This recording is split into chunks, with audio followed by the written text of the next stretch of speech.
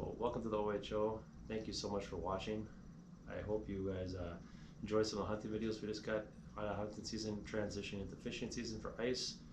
Ice is getting plenty safe. It really got cold out here.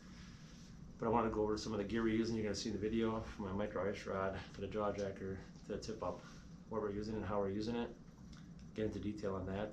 And thank you so much for watching again. Appreciate it. All your support to current subscribers and hopefully future subscribers. Look forward to trying to bring you a weekly video, but a lot of times it turns into 2 weeks because I do have to work for a living. So thank you for watching, and let's get to it. I'm going to show you how to use a jaw jacker real quick. There's many different types of this. This jaw jacker, as you can see, it just comes apart right there. This slides out, and this is your distance based on how big of a rod you have. So I like to set it at, this one happens to have numbers on it. You can see on the side. I'm going to set it at a 5. And I'll slide my pin back through here. As you can see, there's a little notch right here in the pin. And then this just pulls up. Lift that up, depending on how I like to have. If I'm going to use it, I want to spring load it, baby. I don't want to. Depending on what you're fishing for, you could set it lighter if you wanted to. So it has a little less pitch down. This is much more curvature. You could go less if you want to, obviously, so you don't want so much snap. Maybe you want to use it for crappies or whatever have you. But then a jaw jacker, things slide out here, and you have little cleats that go out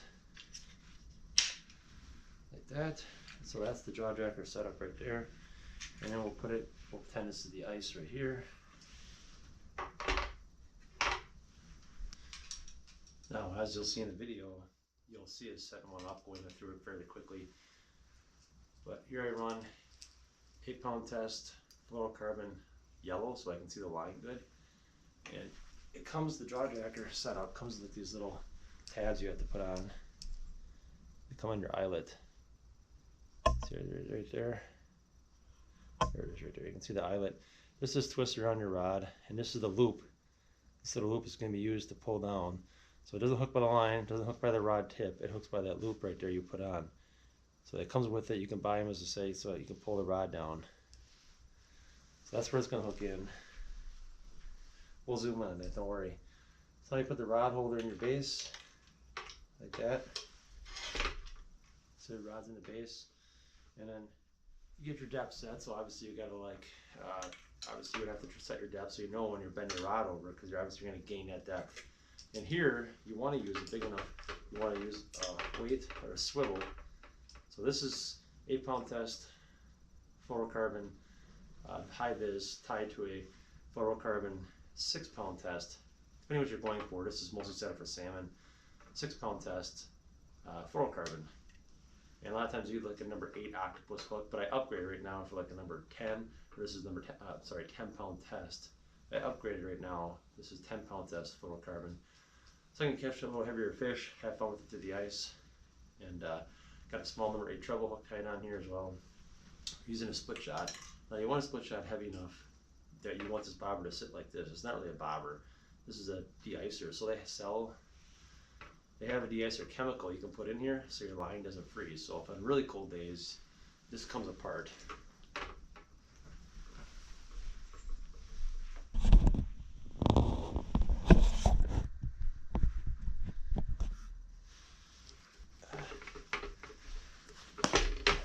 So on really cold days, this comes apart. Pop a little fluid in here. Put your finger down at the bottom, basically, so it doesn't all run out. It'll squirt a little in there, de-icer, so it's in there. And then you just put that back on, and you drop it in the hole. The de-icer is pretty thick, and it's environmentally safe. Tie it to a swivel. Then I've got my fluorocarbon with a small split shot and my leader. So that'll go down, and the idea is to keep this upright. So if it does get too cold, that the line will still pull through here, and that'll just stay. See that? The line slides through there. So that's meant on cold ice. It's not a bobber. It's strictly for keeping your line free, especially if you got it out in the elements. So let's get back to the other part.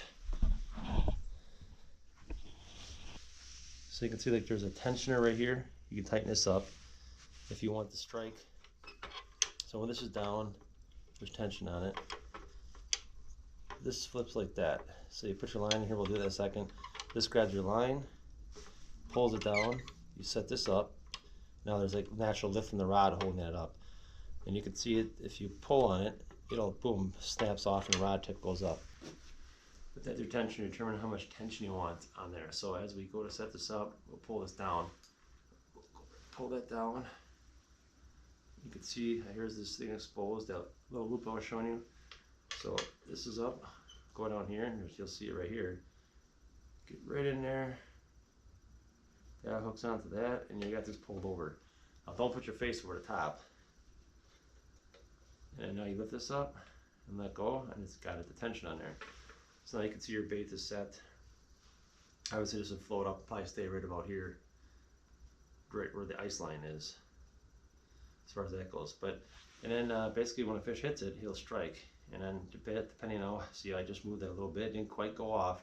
It's about to go off, and it put to barely any attention. So I can put this back up so it doesn't go off. If I wanted to, I could set the tension a little bit heavier to make sure. But then it looks like this. The fish is going to grab the bait, and you're going to see the rod go. You can see that mechanism going, and boom. I caught it, so it's not like flying around. But now we'll do that again. I'll show you how it zoomed in real fast, so you can see it up close. Here we go. I bring it down. You can see this loop right here, and it gets right into that loop. Goes down like that. Hold that.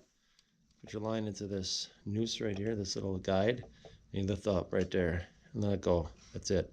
So you can see that the jaw jacker does have some flex, and right about boom, it would go off right there and lift up, and the rod would snap. Again, here's your tensioner, so you can set how much tension it takes to pull this down. Now let's get into the drag. Now let's get into the drag of the reel. So you want a dead load. Like how much I can pull the drag like this is fine, right?